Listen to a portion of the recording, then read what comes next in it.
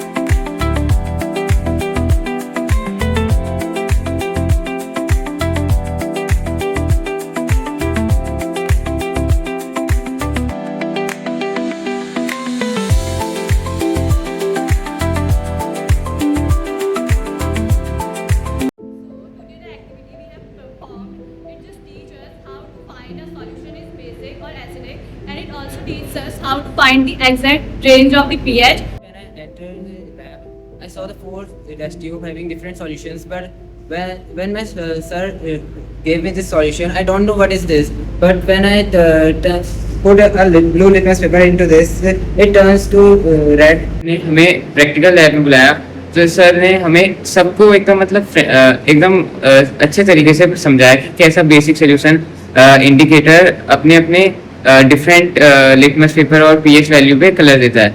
This is a universal indicator which turns blue, means it is a basic, and its exact pH is blue, means it is a basic in nature. I always used to say to my students that the practicals are very important and sensational than theory can alone.